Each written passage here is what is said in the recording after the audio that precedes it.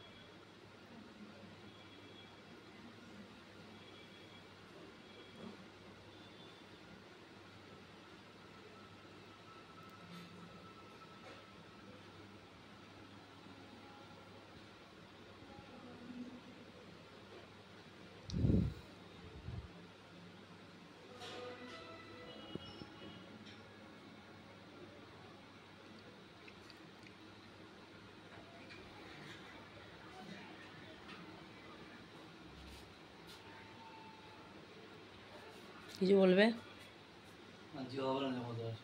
কেন? জলের বোতল নিয়ে যাও, রান্নাঘরে ভরা আছে।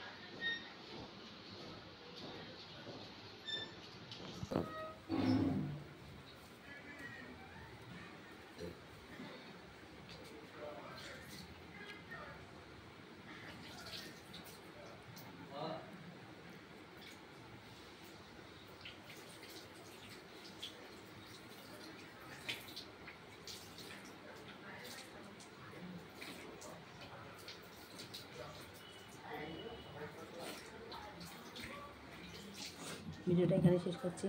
যদি ভালো লেগে থাকে লাইক কমেন্ট শেয়ার করবে। এরপরে অন্য ভিডিও আনবো কালকে। ওকে, আর গ্যাপ যাবে না, দুদিন বন্ধ ছিল। বললাম কেন বন্ধ ছিল, তো বাঙালি 12 মাসে 13 পার্বণ লেগেই থাকে। তো আমি একটু ব্যস্ত ছিলাম বলে ভিডিও দিতে পারিনি, অন্য ভিডিও, বাট টুথব্রাশিং ভিডিও দিয়েছি।